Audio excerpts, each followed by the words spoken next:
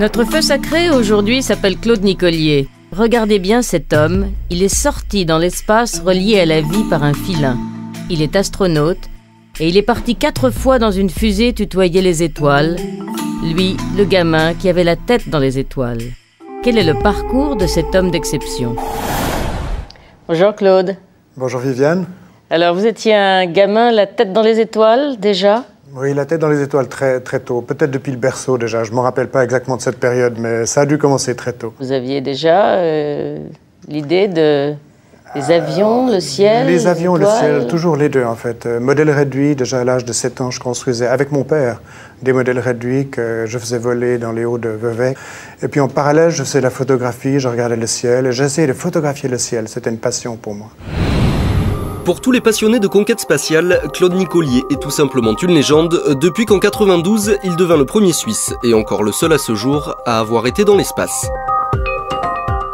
Féru d'aviation et d'astronomie dès son plus jeune âge, Claude a démarré sa carrière comme pilote de chasse, et pour ses camarades d'escadrille de l'époque, son parcours suscite respect et fascination. Je dirais que c'est le parcours parfait, le parcours dont rêve chaque pilote. On rêve tous d'aller un petit peu plus loin, mais je crois que pour Claude, il n'y avait pas de limite à ce niveau-là. L'imaginer astronaute à ce moment-là n'était pas du tout ridicule, c'était même tout à fait réaliste. On l'appelait Galilée, en fait, comme petit nom à l'escadrille.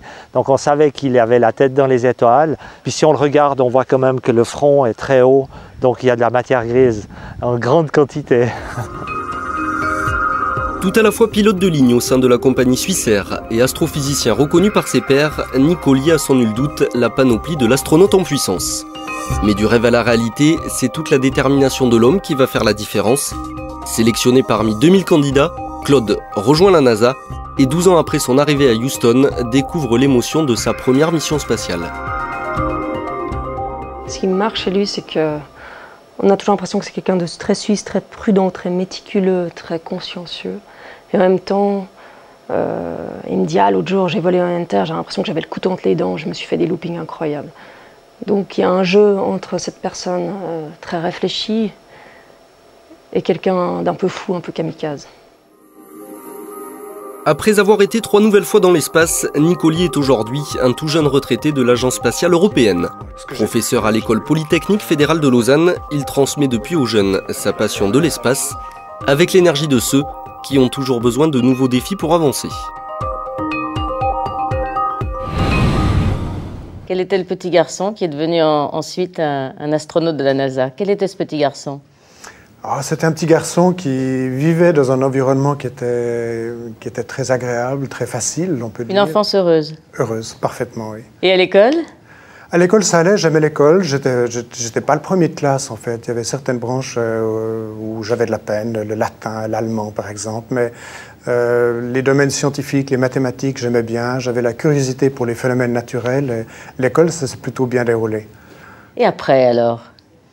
Alors après, bon, décision pour des études ou d'autres activités. Alors j'ai décidé de faire des études de sciences, de physique à l'Université de Lausanne. Donc une première vie de scientifique? De scientifique en parallèle avec cette passion pour l'aviation qui, des modèles réduits, s'est développée dans le sens que j'ai voulu faire une licence de pilote, ce que j'ai fait à l'âge de 18 ans. Et je l'ai fait dans le cadre de cours pré-militaires organisés par la Confédération suisse. Ça s'appelait l'instruction aéronautique préparatoire. Toujours en parallèle avec la poursuite de mes études, de mon activité en tant que scientifique après la fin de mes études, l'obtention de ma licence de physique de l'Université de Lausanne. J'ai fait une spécialisation en astrophysique à Genève et je suis devenu un astrophysicien et en parallèle un pilote dans les forces aériennes suisses. J'aimais tellement l'aviation que j'ai beaucoup hésité entre un métier de pilote à 100%, donc un métier à temps plein, et une activité de chercheur. Et à un moment donné, j'ai craqué, si on peut dire. J'ai décidé de devenir pilote de ligne, sans savoir si ça allait être un métier qui allait m'accompagner pendant de nombreuses années, mais je voulais au moins essayer. Alors, j'ai quitté mon activité de chercheur à l'Observatoire de Genève pour entrer à Swissair. Et bon, j'aimais bien ce métier de pilote de ligne. En parallèle, toujours mon activité de pilote militaire. Je visitais toujours l'Observatoire de Genève fréquemment. Et après, alors?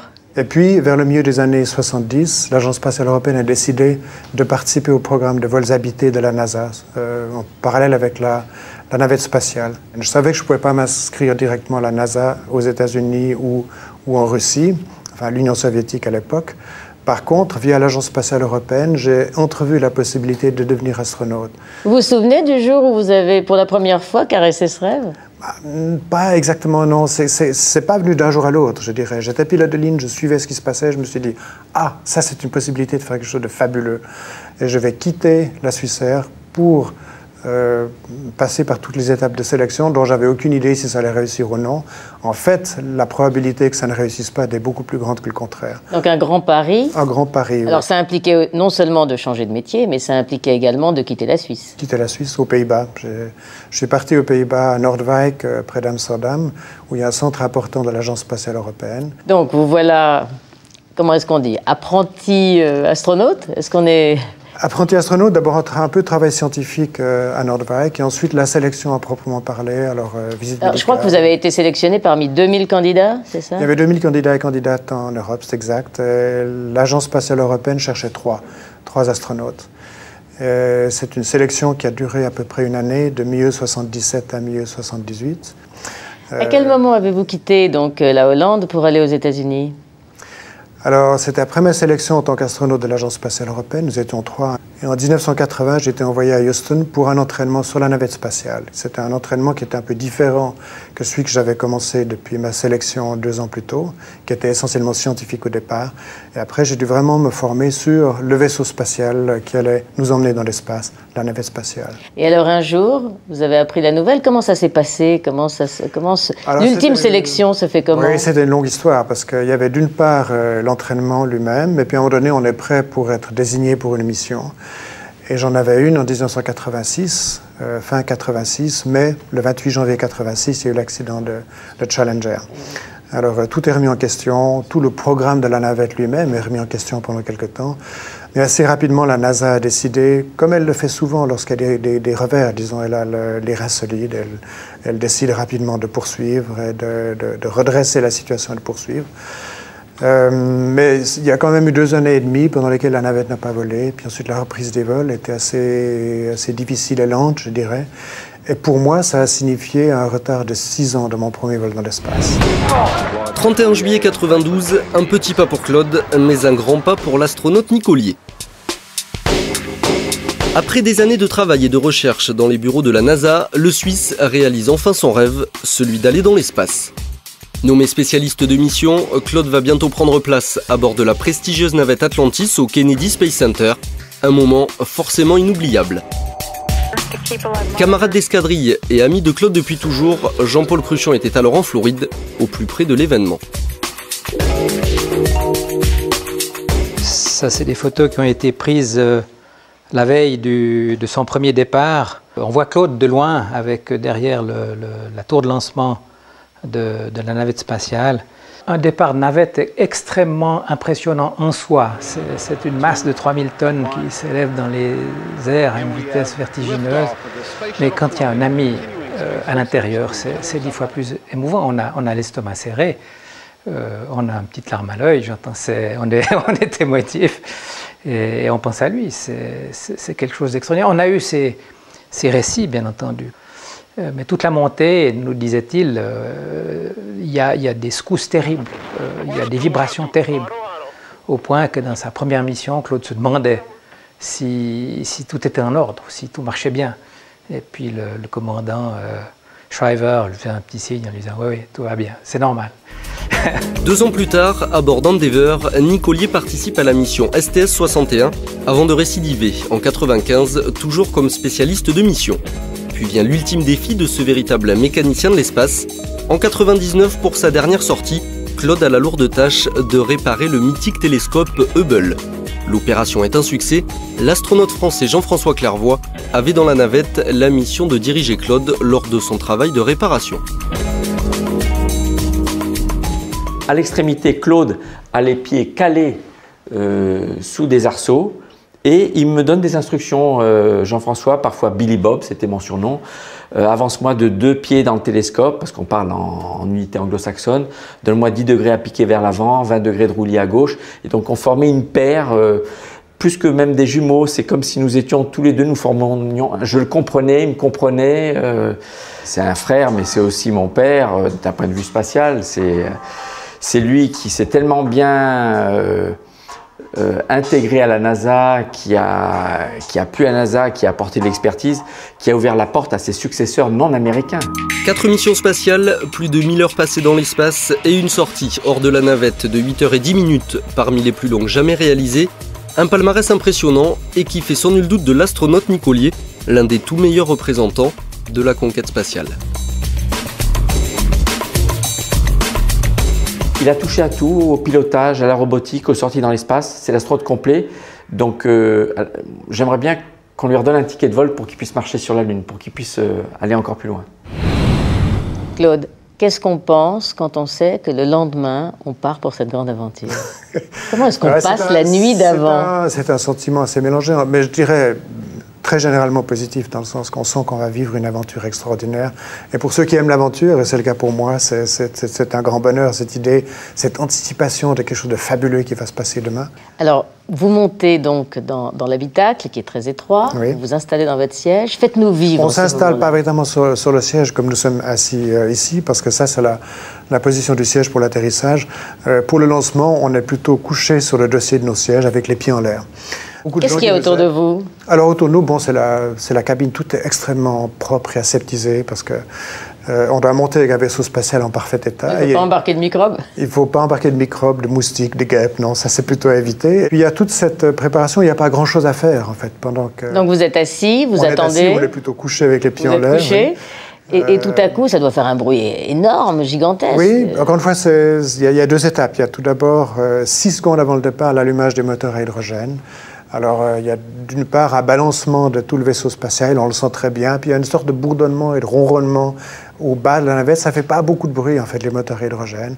Mais au temps T0, c'est l'allumage des fusées à combustible solide. Alors ça, c'est beaucoup de bruit. Si c'est un départ de nuit, beaucoup de lumière, parce que c'est ces immenses flammes qui sont à peu près à 25 mètres en dessous de nous. C'est un voyage d'une extraordinaire dynamique pendant 8 minutes et demie pour arriver dans l'espace. Déjà après 1 minute, le ciel est complètement noir. On le voit surtout lorsqu'on est dans le cockpit, moins dans la salle de séjour. Mais dans la salle de séjour, par l'écoute latérale, on voit c'est bleu au départ, s'il fait beau, ce qui est le cas généralement. Et puis après 30 secondes, c'est très très sombre. Et après 1 minute, c'est complètement noir déjà. Donc l'atmosphère est extrêmement mince. Et pour aller dans l'espace, ce n'est qu'un voyage de 8 minutes et demie parce que l'espace est tout près. Vos voyages ont duré combien de temps? En moyenne 10 jours, j'ai fait 4 vols et en tout c'était 43 jours. C'était entre 8 jours et 16 jours. C'est toujours des voyages relativement courts mais extrêmement denses, où il y a beaucoup de travail, il y a peu de moments de libre, mais je dirais que ces moments de libre sont valorisés par le petit nombre de ceux-ci, dans le sens que si on a tout à coup 1 heure ou 1 heure et demie de libre, on en profite vraiment au maximum. C'est le visage collé à la fenêtre pour voir la Terre, pour voir les levées et couchers de soleil, pour voir les étoiles, et c'est magnifique. Est-ce qu'on est très occupé pendant un voyage comme ça, pendant ces 10 jours? On ne reste pas les pieds en l'air? Non, on est vraiment très occupé, sitôt qu'on a la coupure des moteurs principaux, donc 8 minutes et demie après le départ, le travail commence immédiatement, je dirais. On enlève ses sangles, on se débarrasse de son scaphandre parce qu'il n'est plus nécessaire pour la phase orbitale. Et là, le travail commence immédiatement. On a un plan de vol avec les activités pour chacun des membres d'équipage, qui est pratiquement minuté, et ses activités. Vous pouvez nous en dire un mot de ces activités? Oui, typiquement, il s'agit, lorsqu'on arrive en orbite, de reconfigurer notre engin spatial, qui est un engin de montée en orbite, en un vaisseau spatial orbital. Alors, évidemment, ce qui est impressionnant, c'est que tout ça, ça se fait en apesanteur. Ah oui. Donc tout ça, ça vole autour de vous? Disons, la caméra flotte autour de vous? Lors de son premier vol, il faut s'habituer un peu à cet environnement si particulier. C'est d'ailleurs pas totalement agréable au départ, parce qu'on a l'impression qu'on aura de la peine, pendant les 10 jours qui suivent, à travailler en état d'apesanteur. Est-ce que les choses se sauvent ou est-ce que vous les rattrapez? Les choses flottent, oui, mais évidemment, Si on a, je sais pas, un livre de procédure qu'on lit et puis on le lâche, il va rester là, mais il va lentement dériver. Puis si on fait autre chose, après on a besoin de ce livre de procédure, généralement il n'est plus là parce qu'il a le dérivé, puis il est monté au plafond, ou il a été près d'une paroi latérale, ou il était vers le fil. Alors on passe son temps à courir un peu après le matériel. On doit apprendre à être systématique, il faut tout attacher. Ce qu'on utilise fréquemment, il faut l'attacher. Pour mon premier vol, j'étais un rookie et quand je suis arrivé là-haut, j'étais un peu maladroit et mes collègues m'ont appris à me servir de tout l'équipement, de préparer mes repas, de les consommer, ça marche. Et après quelques jours, c'est le vrai bonheur. On a envie de rester pendant des mois.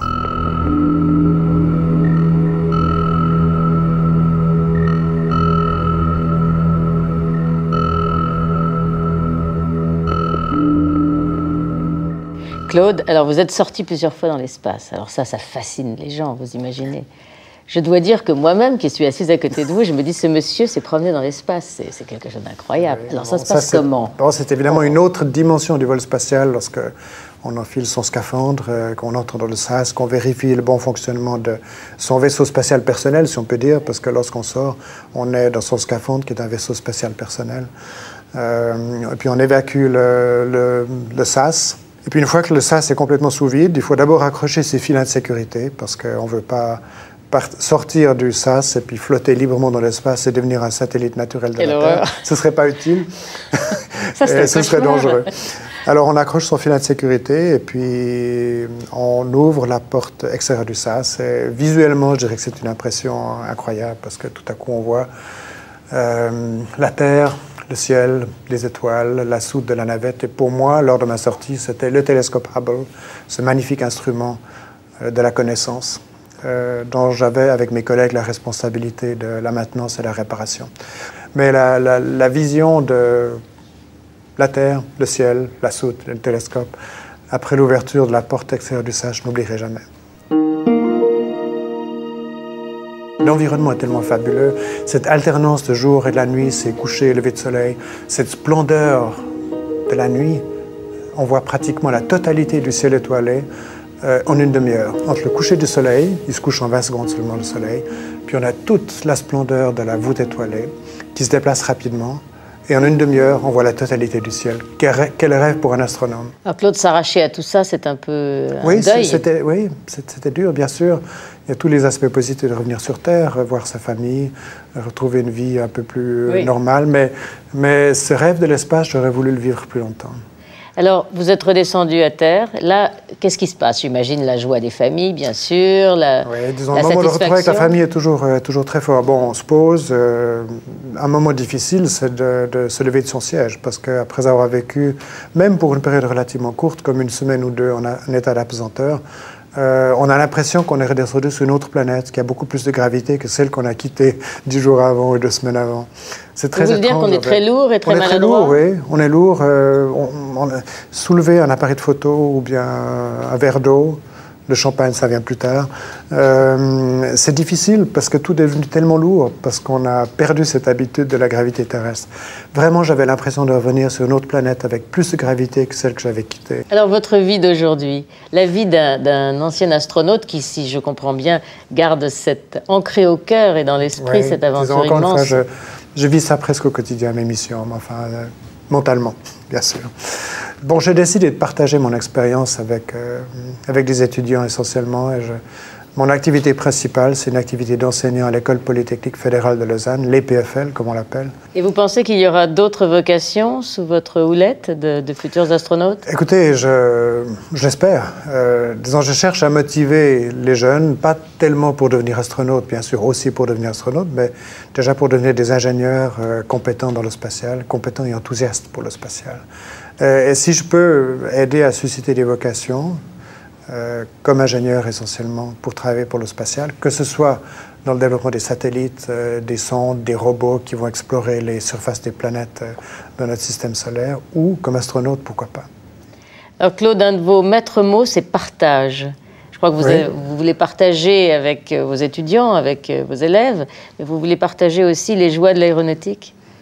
Oui, c'est une passion qui m'a accompagné tout au long de mon existence. Alors, je la partage toujours encore maintenant. Alors j'ai l'occasion, dans le cadre d'activités d'une fondation du musée de l'aviation militaire de Payerne, nous avons remis à l'état de vol un Hunter, qui est un avion de chasse. Il a été maintenu en très bon état et nous l'avons remis à l'état de vol après qu'il ait été retiré des forces aériennes helvétiques en 1994. Et maintenant, nous partageons avec le public les joies de vol à grande vitesse au-dessus des Alpes dans un avion de ce type. Une matinée classique sur la base militaire de Payerne, des avions de chasse à l'entraînement et pour Claude Nicolier, le club Espace Patio. Depuis plusieurs années, avec ses camarades d'escadrille, le pilote donne la possibilité à des clients particuliers de vivre le grand frisson à bord du Hunter, avion mythique de l'armée suisse. Mais avant le décollage, il y a le passage obligatoire par la case briefing. Donc l'idée c'est de faire un vol de 25 minutes en fonction de la météo. Ça c'est les zones interdites, il y a seulement une zone à longue où il tire. Je vole au début, je fais le décollage bien sûr, je vole au début. Je te montre un peu, on fait des jets, on augmente un peu les jets dans les virages. Puis après je laisserai voler un moment et puis on tâchera de trouver un coin pour faire de l'accro. Quand je dis accro, ce sera un tonneau, c'est clair. On peut faire un looping. Ok, je te laisse aller dans le cockpit. Il n'y a aucune appréhension avant. Aucune appréhension, non, parce que pour ma part, je suis déjà pilote privé, donc j'ai déjà pu faire 2 ou 3 vols par moi-même et j'ai fait aussi 2 ou 3 vols d'acrobatie. Et puis ici, ça c'est presque le summum de ce qu'on peut faire. Et puis vous ne montez pas avec n'importe qui en plus. En plus, non, c'est vu que c'est avec Claude Nicolier, donc entière confiance, donc j'irai les yeux fermés en principe. C'est toujours la même joie juste avant de remonter dans un avion de chasse. C'est toujours le grand bonheur, oui, toujours. Et ça l'a été depuis pratiquement 40 ans pour moi. J'ai commencé à voler à la fin des années 60, donc ça fait un bon bout de temps, mais c'est toujours le même plaisir, absolument inchangé.